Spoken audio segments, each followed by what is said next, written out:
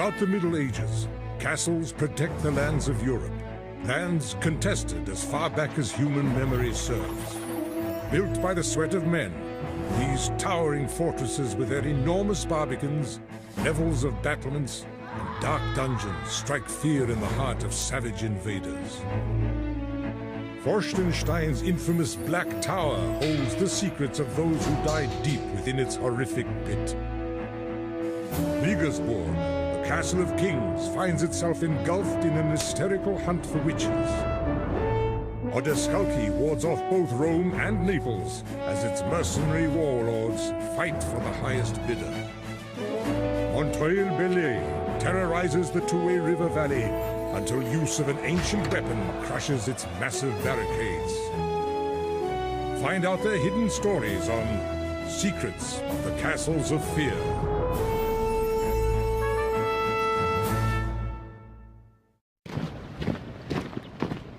With no natural barriers, Eastern Austria is subject to 10 centuries of invasions. Throughout the Middle Ages, the region must rely on man-made structures to protect its vulnerable eastern border. Here, noblemen, farmers, and peasants build strongholds to repel the invaders sweeping west across the vast plains of Hungary.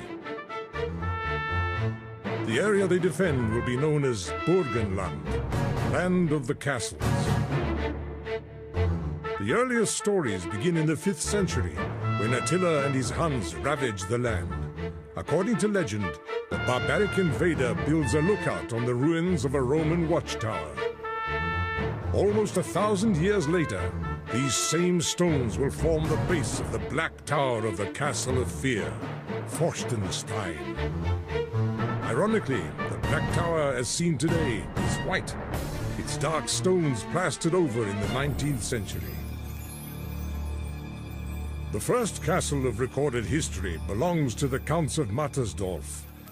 Although the exact location of their fortress castle is no longer known, the Black Tower stood outside its walls.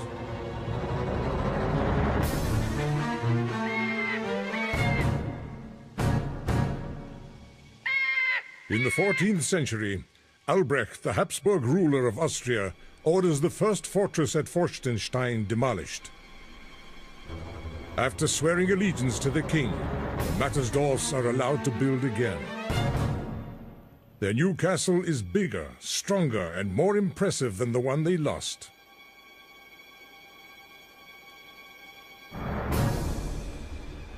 Now the Black Tower rises out of the center of Forstenstein. It is 50 feet wide, with walls 23 feet thick. From its depths comes tales of grim torture and death.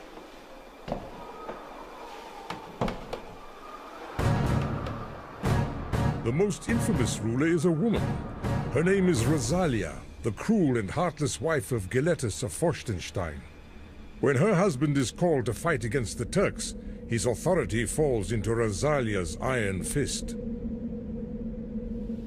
Rosalia rules without mercy, condemning those who offend her into the 40-foot pit of the Black Tower.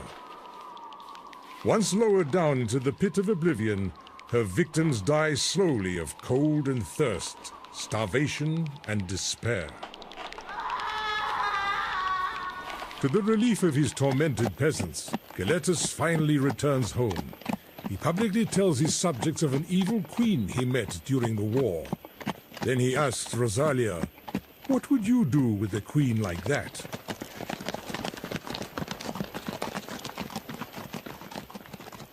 Thinking her husband is ignorant of her cruelty, Rosalia responds, "I would sentence her to die in the pit of oblivion."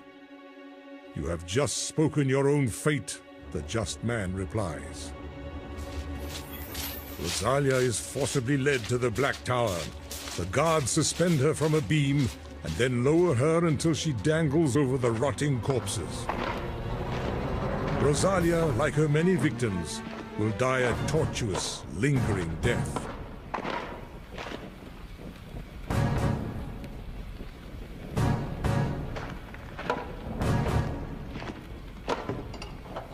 The tower guards taunt their former mistress by calling out her name. Her anguished pleas for mercy grow fainter and fainter. After 7 days, her cries stop. The last guard to call out Rosalia hears only his own echo.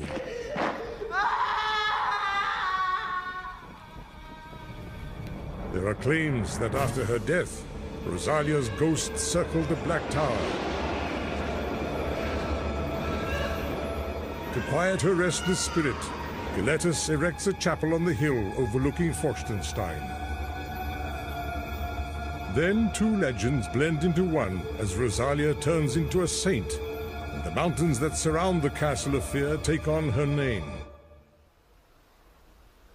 But in truth, the mountains are named for another Rosalia, a 12th century holy woman. This Rosalia is rumored to have interceded with God on behalf of the sick during times of plague. However, the stories of the Pit of Oblivion are real. Throughout the Middle Ages, criminals spend their last days at the bottom of the 4-story Chamber of Death. Many will lose their sanity before they die among the rotting corpses. Their names and faces are quickly forgotten. Even the extensive records of Forstenstein do not mention these dead. Only the money spent on the ropes used to lower the condemned into the pit are neatly recorded.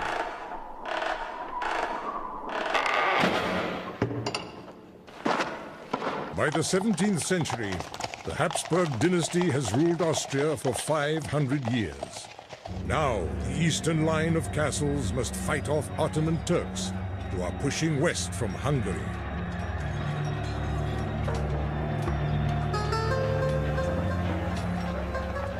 The great fortress of Forstenstein strikes terror into the hearts of the invaders. Massive in size, towering over the vast plains, the Turks will never successfully conquer the Castle of Fear. But others are not so content with the Habsburg rule. Hungarian aristocrats join forces with the Turkish Sultan, hoping to form an independent kingdom. But one minor nobleman sides with Austria. He is Nicholas Esterhazy, and for his loyalty, the Habsburgs reward him with the great castle of Forstenstein. From his early beginnings as a noble peasant, Nicholas Esterhazy feeds his ambition with a series of marriages to rich widows. These wives bring with them enormous tracts of land in Hungary and Austria. With his wealth, Nicholas renovates Forstenstein, turning it from a dank medieval fortress into a military stronghold. Only the infamous Black Tower is left untouched. Esterhazy's preparations are essentially defensive. The Turkish invaders continue to raid the villages and farms at will. It will be years before these barbarians are pushed out of Eastern Europe. Only the Castle of Fear will stand strong against total capitulation. To protect their farmers, Forstenstein offers shelter to those who live beneath its shadow. As many as 4,000 peasants pour into the castle during times of attack. Their animals are pastured in the Habsburg within view of the tower. It is told that one night farmers hiding in Forstenstein see a bold band of Turks stealing their cows. No longer will the outraged peasants quiver in fear. They leave their safe refuge and furiously slaughter the relentless invaders. During Esterhazy's time, his army will drive back the Turks, only to see them return again and again. To withstand these raids, he devises a new plan to strengthen Forstenstein. Under his rule, the Great Well of Forstenstein is dug by Turkish prisoners. It is an astounding 469 feet deep. The well provides enough water for the Castle of Fear to survive the long sieges of medieval warfare.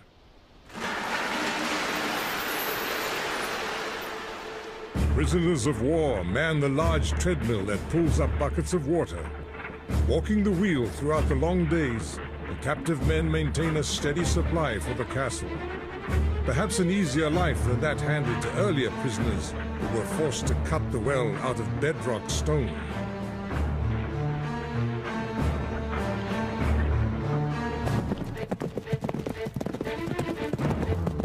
Still, the Turks look to breach Forstenstein. If they are feeling confident, they might dispatch small forces to approach the castle. Some might enter the moat, perhaps to plant a fire mine beneath the castle. A good idea, except that their every move will be seen from the castle platform. Certainly, they can never get inside the castle's front door. A drawbridge will abruptly put an end to enemy advancement. Other infantrymen may have tried less obvious approaches, such as attempting to scale the outer walls. Not a cautious move, for in these days there are no trees surrounding the castle, and the steep rock and exposure will turn any invasion into a mission of suicide. When Nicholas dies, his son Paul turns Forstenstein into a great military fortress. Here the Esterházys serve Austria by maintaining regiments of 5,000 to 8,000 men. These troops stand at the ready, available to defend the Emperor and the Habsburg Empire at all times. The soldiers of the Castle of Fear march under the orders of the imperial generals. In the vaults of Forstenstein, the arsenal contains thousands of guns, cannons, cases of ammunition, saddlebags, and suits of armor. This massive weaponry will increase throughout the years of Christian victories. Paul Esterházy uses his armies and weapons to attack the ferocious Turks, who constantly threaten the Holy Roman Empire and the Habsburg reign. The battles are savage and brutal. The aftermath is worse. Both Turks and Catholics scorch the earth, plundering and pillaging all villages and farms in their path. Triumphs are celebrated with rape and torture. By the end of the 17th century, Christian armies drive the Turks out of Austria and most of Hungary. After 15 battles and 50 years of rule, Paul Esterházy dies in 1713. No other Esterházy will ever live at Forstenstein. Today, the great castle is open to the public, except for one place that remains off-limits, the treasure room. The last remaining descendant, the Countess of Esterházy, forbade entrance to this room under any conditions. So at least one secret of Forstenstein remains untold.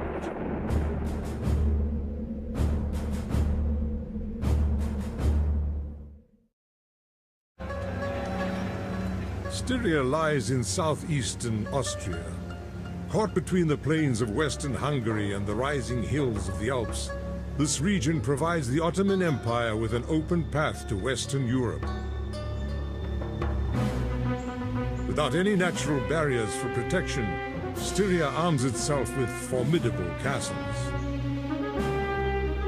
Styria's most important fortress is Regensburg. This castle of kings rises from the peak of a gigantic volcanic rock. Soaring 482 meters above the land, it towers across the plains to distant Hungary and Slovenia. For the invading Turks of the Middle Ages, Regensburg belongs to a select group of Christianity's impregnable fortresses. For 5 grueling centuries, this mighty castle lies in the path of the Turks' relentless drive to Vienna. Although Regensburg dates back to the 12th century, the most notorious owner inherits the castle from an uncle in 1648. The new owner is Katarina Elizabeth Gala. Called Lizzie the Galarin, she will become legendary as Regensburg's most infamous tyrant. Under her command, peasants dismantled the castle's old fortress and laid the foundations for new buildings. Regensburg will soon grow into a stunning edifice of over 100 rooms.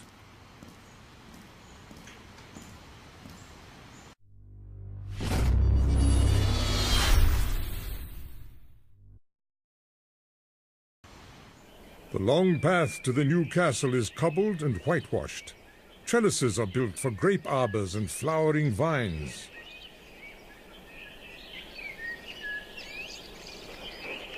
With beatings and threats, Lizzie the Galarin forces Styria's farmers to toil on her castle 6 days a week, 10 hours a day, barely allowing them time to feed themselves. Prisoners captured in the Turkish wars fare worse. At gunpoint, 700 hack out moats in the rock below the castle. Punishment under the Galarin is swift and unpredictable. Crimes such as stealing result in torture by flogging, thumbscrews, or the wooden arm, worn as a sign of guilt. Most dreadful of all, a visit to the Iron Maiden, whose sharp blades cut her victims to shreds.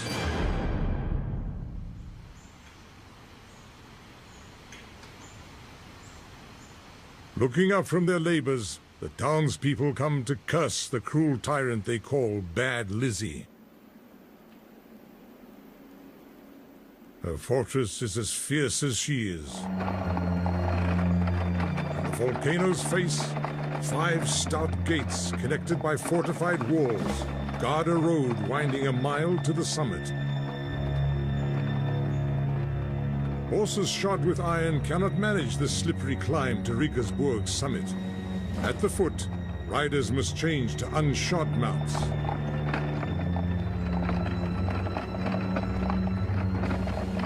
Heavy doors and soldiers living inside protect each of the 5 gatehouses.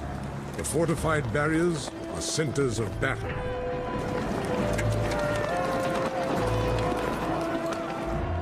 When one is overcome, defenders retreat to higher ground and fire on the attackers' flanks from slits in the walls. Thanks to its network of defenses, Rigersburg Castle can make a rare boast. It has never been taken in battle. Inside the final gate, Rigersburg's masters provide for escape down a treacherous donkey path along the volcano's western cliff. Between the path's first and second gates, Turkish warriors carved a totem, a Muslim half-moon, a reminder of how close the invaders came.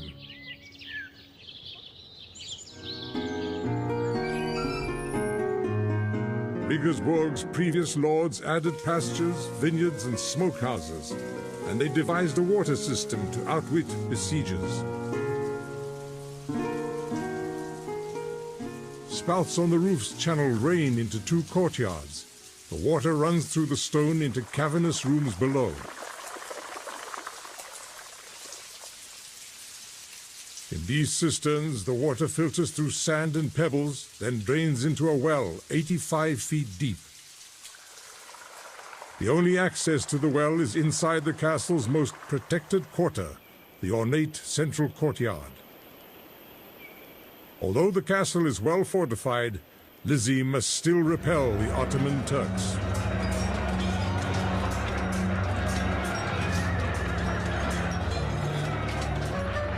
By 1664, the widow Galarin has married Detlof von Kappel, a renowned man-at-arms.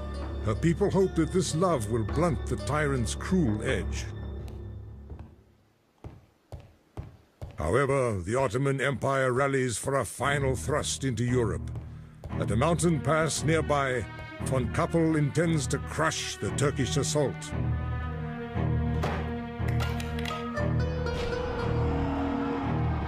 As the cannons rage in the distance, 2,000 farmers crowd into Rigersburg's walls.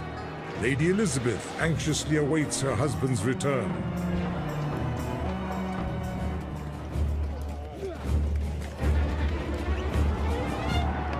100,000 Turks sweep over an Austrian army a quarter their size. But nature helps the Christian forces. In a rain-swollen river, the fleeing Turks drown by the thousands.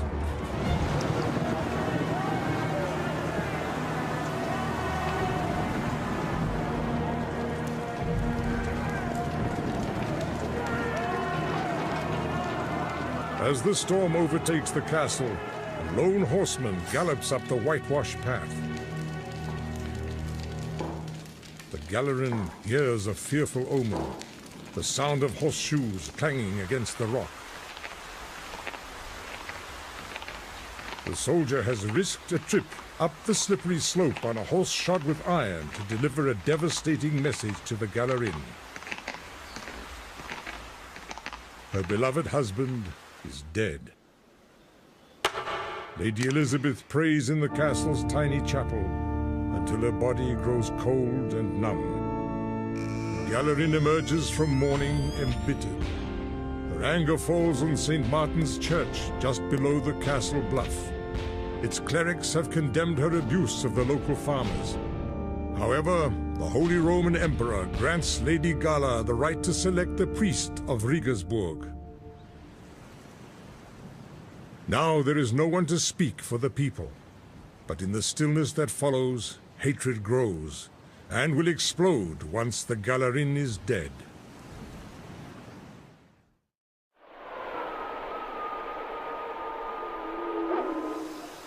In 1672, at Regensburg Castle in eastern Austria, a farmer's wife, remembered only as the Dark Lady, makes the long climb up to the castle gate. There she begs for an audience with its master, Count Purgstall, the local magistrate. The Dark Lady makes a grave accusation. In the woods, not far from the castle, she has seen 4 women dancing before a bonfire in an orgy of evil, a witch's Sabbath. Europe is seized by witch-hunting hysteria. In neighboring southern Germany, in just 20 years, 3,000 women have been burnt at the stake.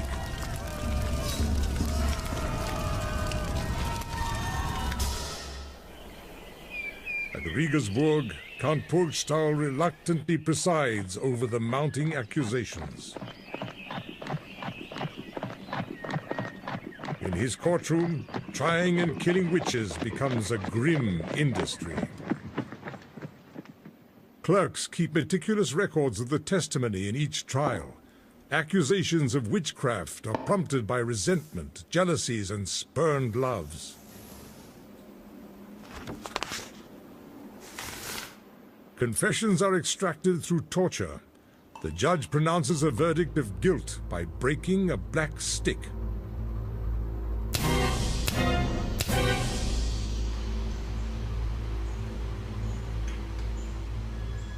In 1675, when hailstorms ruin the local apple and grape harvest, 95 peasants are put on trial for witchcraft. The judge, Count Purgstall, has no choice but to perform his grim duty. Should he refuse a single case, he will implicate himself and be condemned.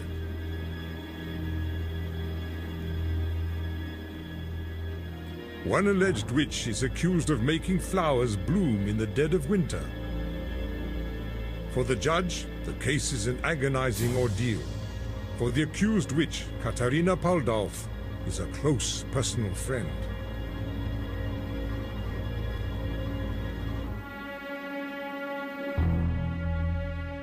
The malicious accuser, acting out of hatred or envy, gives an hysterical eyewitness account.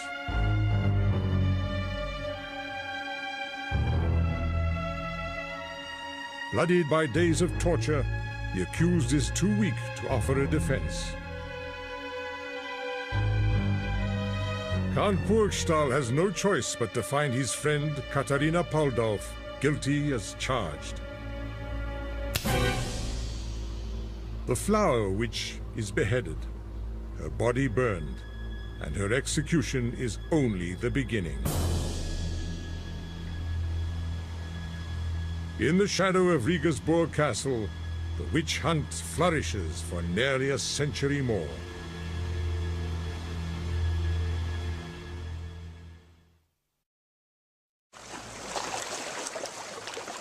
"20 miles northwest of Rome, Lake Bracciano fills the hollows of 2 volcanic craters. More than a century before Christ, Romans built an aqueduct to bring Bracciano's water to the capital of Italy. Like the lake, the fortress on its shore is tied to Rome by currents of politics and war.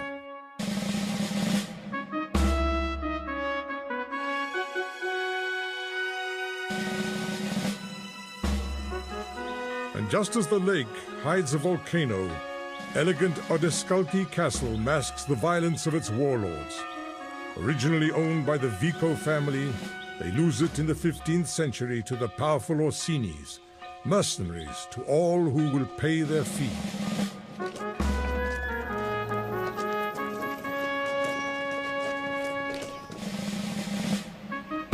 In the presence of the Pope, Napoleone Orsini is a loyal servant.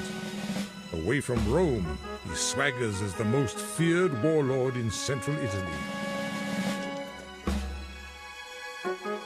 Above Odescalchi's entrance, his warrior spirit speaks in stone. Napoleone Orsini, I repel offenders, I defend the good.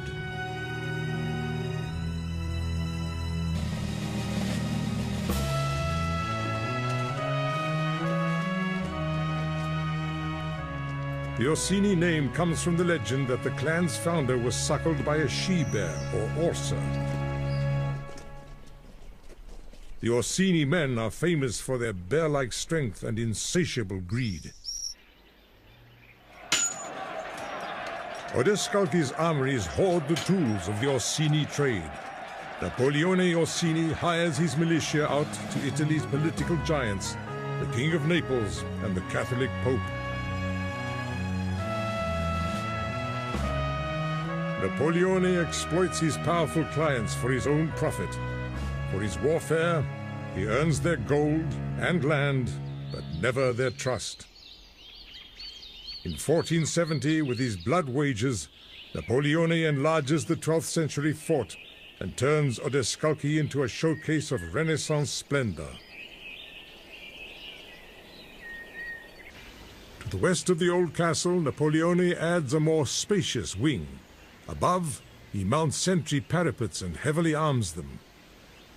Now each of the castle's 6 turrets soars higher than a 6-story building, above walls 10 feet thick. Napoleone digs a garrison for his army of adventurers into the basaltic rock of the castle's foundation.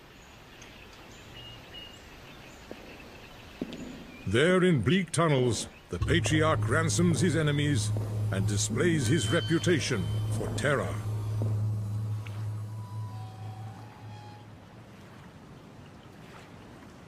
Where the castle's old and new wings join, Napoleone forms an unusual triangular enclosure. Sentries patrol walkways above the 2-tiered portico of the elegant Renaissance courtyard. Their fine, broad arches and ornate columns embody Italy's fascination with the glory of ancient Rome. In these stately enclosures, Napoleone hopes to cultivate respect from Italy's most powerful families.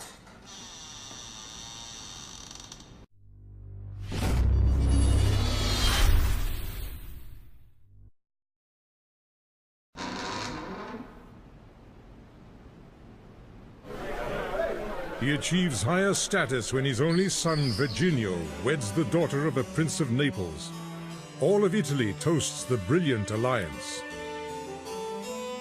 Even more than his father, Virginio nurses enormous ambition. In keeping with the Orsini heritage, the son becomes a formidable man-at-arms. In 1463, under Napoleone's command, Virginio fights valiantly beside the Pope's army. Lands taken as reward in these campaigns expand the Orsini territory. Sandwiched between the Church's lands and the Naples coast, the Orsinis command the largest region in either state. In 1478, Napoleone and Virginio test their growing power. They condemn Pope Sixtus IV for conspiring to murder a Medici, an Orsini ally. But when the plague sweeps through Rome, the pragmatic Napoleone gives his enemy Pope Sixtus refuge at Odescalchi.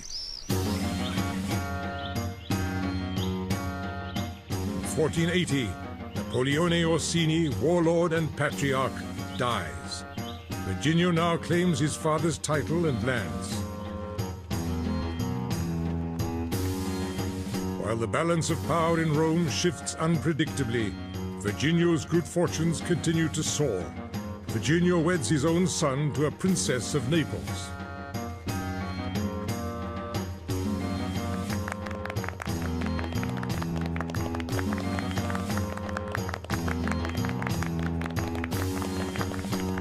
Then, in the summer of 1492, Cardinal Borgia brazenly buys the papacy and becomes Pope Alexander VI. Virginio must confront the most treacherous pope in history.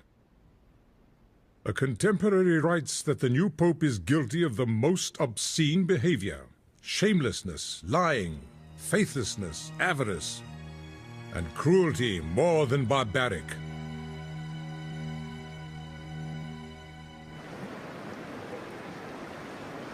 Threatened by the increasing power of the Orsini family, the Borgia Pope lashes out at Naples and prepares to crush Virginio.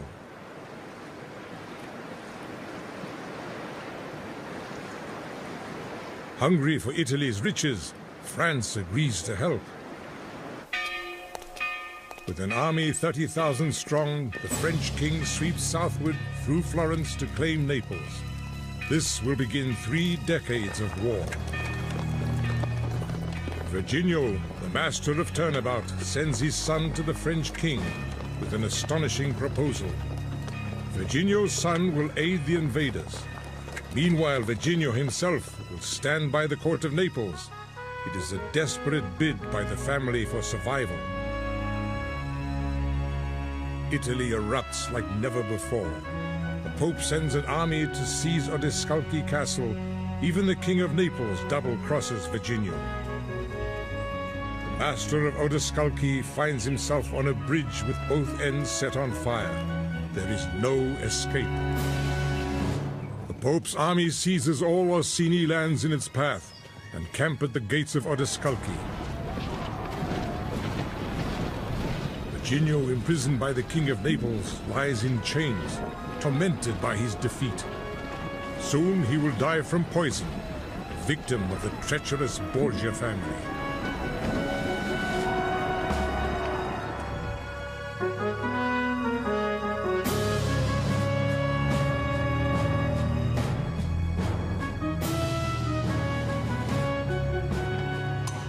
A century later, another Orsini, Paolo, is appointed a duke by Pope Pius IV, and as a general leads the papal troops against the Turk invaders. But Paolo is not as successful in conquering his wife, Isabella, as he is in routing the Turks. He designs an ornate room for Isabella in bright red. The ceiling depicts the myth of Psyche, the maiden lover of the god Cupid. Forbidden to look upon Cupid's face, Psyche ignores the warning and causes her lover to vanish. Isabella has many secret affairs, and her lovers, too, disappear. It is said that when she is finished with a man, she guides him to a doorway that hides a trapdoor. Her unsuspecting lover falls through a shaft studded with blades, disappearing into the bowels of the castle. Isabella's affairs become infamous and humiliating to Paolo. He grows so monstrously fat that only the strongest horses can bear him. Finally, the Duke can look away no longer. He strangles Isabella in her bed and sets Europe abuzz with Odescalchi's bloody scandal.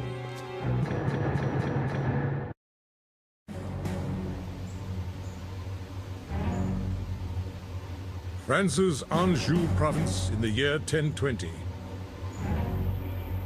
At the meeting place of 4 ancient trade routes, by a ford in the river Touet, a nobleman warrior builds a stronghold from which to crush his enemies. He is Fulk Nerra, burner of monasteries, plunderer of hamlets. For his dark complexion and darker deeds, he earns the name Fulk the Black.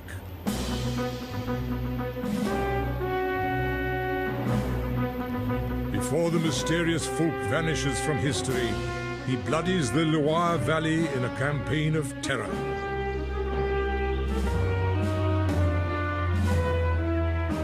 Operating out of 20 forts, he stakes his claim to Anjou province and writes the first dark chapter in the history of Montreuil.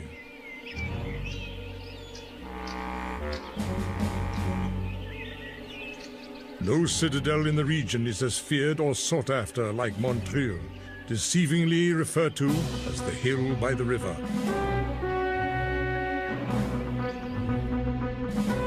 For tyrants, it is a stronghold. For their enemies, an obsession. During the next 3 centuries, the castle on the River Touet will be an obstruction to peace in Anjou. Cunning as a snake, greedy as a wolf, ferocious as a lion.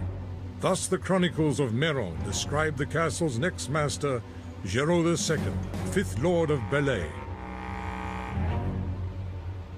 Perhaps Folk's darkest deed is to grant Montreuil to the savage Belay clan. In 2 centuries in their hands, it evolves into one of the most ingenious fighting castles of its age. Its master, Géraud, terrorizes the province. A robber baron, Géraud Belay holds Anjou hostage to a spree of kidnapping and blackmail. Like Fulk the Black, his favorite targets are churches and monks.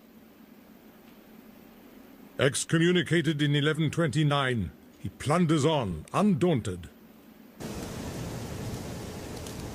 For 2 decades, Montreuil is Géraud's unbreachable lair, until the summer of 1149. Vowing to end this reign of terror, Anjou's new count, Geoffrey the Handsome, lays siege to the castle.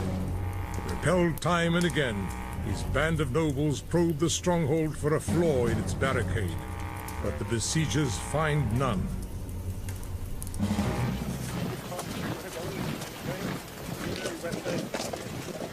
The northwest face is doubly guarded by the River Touet and a sheer cliff.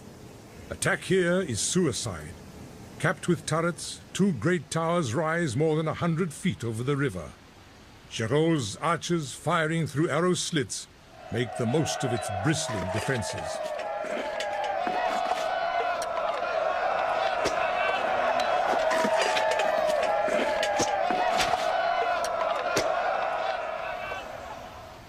A moat named the Valley of Judah guards the castle's ramparts, almost 10 feet thick.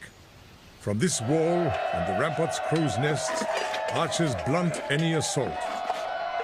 The castle appears unconquerable.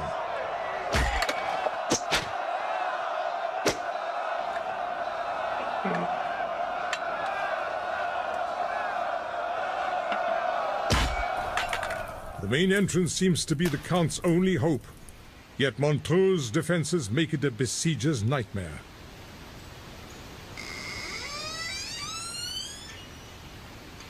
Mounted knights have no chance of forcing the gates of the massive Barbican, nearly a fortress in itself. Its walls are pitted and bruised by catapults, but no stone can bring them down. The Barbican's half-circle face gives defending archers a 180-degree field of fire, as well as a high platform for catapults. Even if captured, the Barbican cannot be kept. Its rear face is open, exposed to fire from the castle. And when besiegers storm the Barbican and rush the gate, they fall into a trap. The path to the gate is angled, exposing attackers to more archers on the wall and inside the towers. By some accounts, the siege drags on for over 2 years. Desperate, Geoffrey builds 2 high wooden towers, which he mans with archers and wheels up to the ramparts. But here, Géraud's archers and pikemen once again shatter his attack.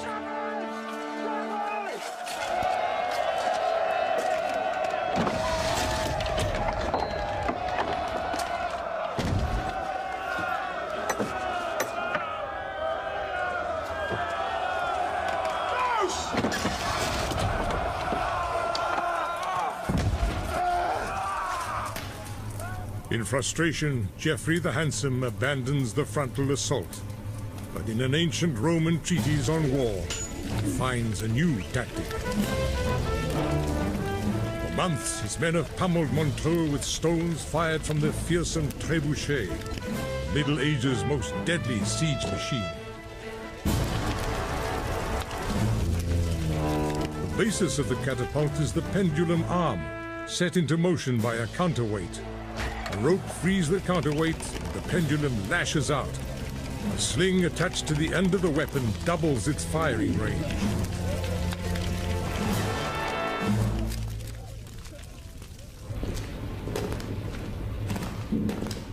Yet under this deadly rain, Montreux remains invincible, owing to the castle's ultimate defense, a network of tunnels leading from its cellar to the town. Through them, Geraud smuggles in supplies.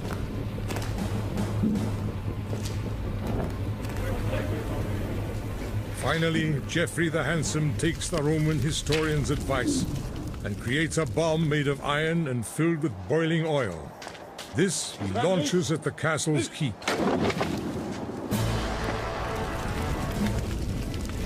The keep bursts into flames. According to the Chronicle of Meron, Geraud and his men emerged from their lair like reptiles. Geoffrey throws them in irons. Then he flattens the castle's main tower, breaking the mighty fortress at last. With the advance of weaponry and the advent of modern warfare, the great medieval castles are no longer powerful enough to offer protection to noblemen or peasants. Today, their battered ruins stand high, overlooking the lands they once ruled. Monuments to a time of savage invasions, barbaric cruelty, and the power of kings.